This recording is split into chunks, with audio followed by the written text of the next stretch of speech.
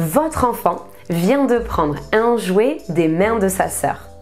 Un grand classique, cela déclenche une colère.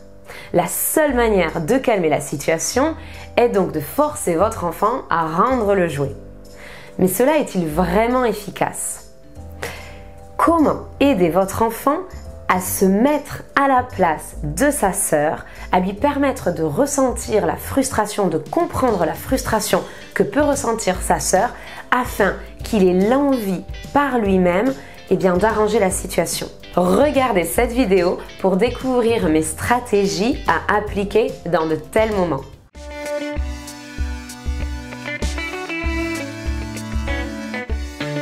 Si cela n'est pas déjà fait, je vous encourage fortement à regarder ma première vidéo sur le thème de l'empathie, puisque dans celle-ci, je vous explique clairement et en détail ce concept. Nous avons donc vu qu'aider son enfant à développer son empathie lui permettra de savoir gérer les conflits de manière sereine, mais également à développer une intelligence sociale absolument incroyable. Attention, il ne s'agit pas d'enseigner à votre enfant à se laisser faire, à comprendre ce que l'autre ressent pour tout lui céder et donc s'oublier.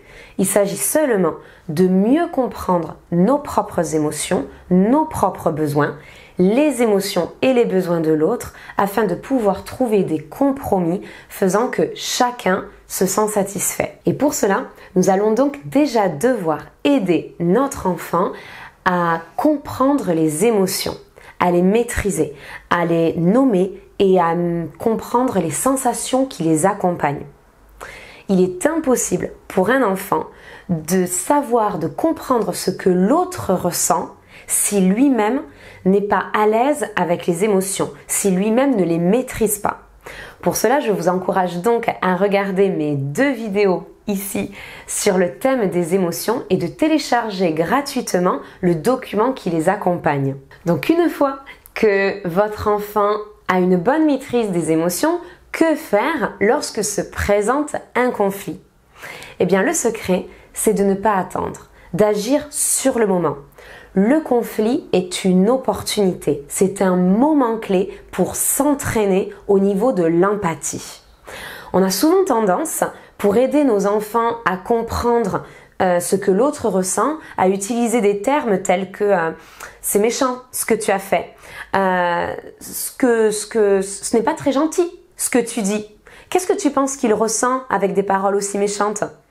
Eh bien, ce genre de choses n'aide pas. Bien oui, que créent ces mots? Eh bien, ces mots jugent, donnent une valeur négative à votre enfant. Ils vont créer de la culpabilité. Votre enfant va même se sentir honteux. Et ça, c'est ce que nous voulons absolument éviter, culpabiliser. Car un enfant qui culpabilise, va se refermer, va se sentir mal, va se sentir honteux et sera donc incapable d'ouvrir son cœur pour réussir à comprendre ce que l'autre ressent. Parce que c'est exactement cela que l'on veut. Aider les enfants, aider nos enfants à ouvrir leur cœur pour réussir à comprendre l'autre, pour réussir à se connecter à leurs émotions et pour ensuite donc trouver des stratégies, des solutions qui feront en sorte que tout le monde se sentira bien. Une stratégie que j'applique personnellement à chaque fois qu'il y a un conflit est de demander à l'enfant, d'après toi, que doit ressentir ton copain? D'après toi, de quoi il a envie? De quoi il a besoin? Aidez votre enfant à se mettre à la place de l'autre. Aidez-le en lui posant des questions qui lui permettent de s'imaginer être dans ses chaussures. Demandez-lui par exemple, comment est-ce que tu te sentirais toi si on te prenait ton jouet préféré? Qu'est-ce que tu voudrais? Et il y a de grandes chances qu'au début de ce processus, votre enfant ne réponde pas. Ce n'est pas grave.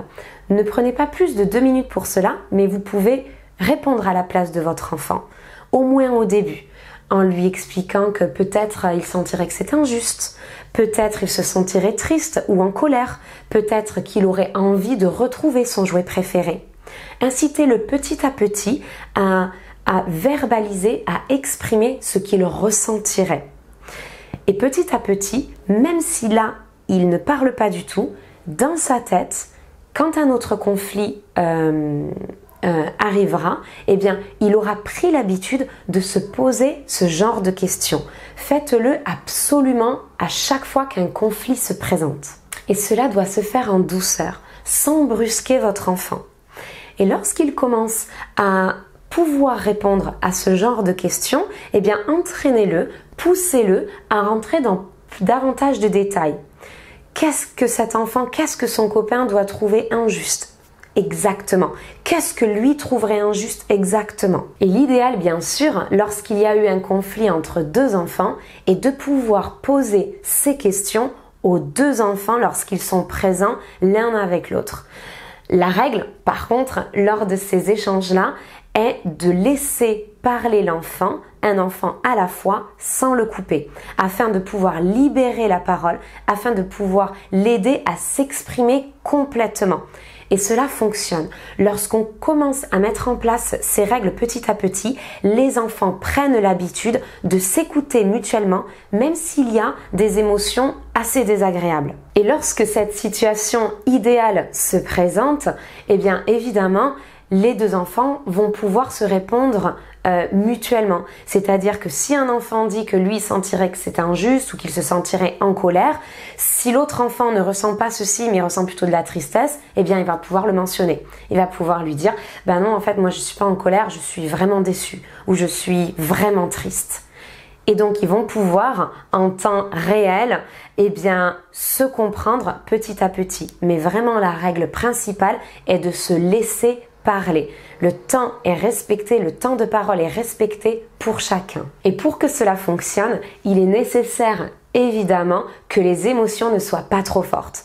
Si la colère a déjà pris beaucoup trop de place dans le cœur d'un des enfants, eh bien il sera impossible pour lui de réussir à se mettre à la place de l'autre. Et une de mes stratégies dans ces cas-là est évidemment de laisser de l'espace à chacun, de les laisser redescendre tranquillement, s'éloigner un petit peu pour que les émotions puissent retomber.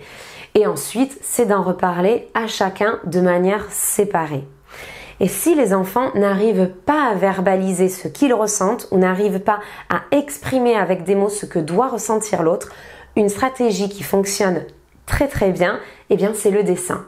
Essayez de dessiner, de représenter dans une silhouette vide ce que doit pouvoir ressentir l'autre et où, dans quelle partie du corps. Et pour vous aider pour cela, vous trouverez mon document à télécharger gratuitement représentant deux silhouettes séparées. Alors certaines émotions sont dessinées en bas. La première silhouette représente votre enfant. Il dessine donc le ou les personnages émotions qu'il a ressenties dans son corps. Puis la silhouette à côté représente son copain, son frère ou sa sœur. Et il peut ici dessiner ce qu'il pense que son copain a ressenti. Et l'idée après, eh bien, c'est de retrouver l'autre et d'échanger sur les émotions qu'ont ressenties les deux enfants. Voir si on a vu juste ou pas. Échanger en disant ben voilà, moi je pense que tu dois te sentir en colère et que ça a dû te prendre au niveau du cœur. Je pense que tu dois être très triste et que ça a dû rester au niveau de la gorge. C'est de leur permettre d'échanger sur cela et que chacun puisse exprimer ses accords ou ses désaccords afin de mieux comprendre ce que ressent chacun. Vous trouverez ce document à télécharger dans la description de cette vidéo ou alors sur mon site aide-moi-à-grandir.com dans la section librairie. Et encore une fois, il s'agit là d'un investissement.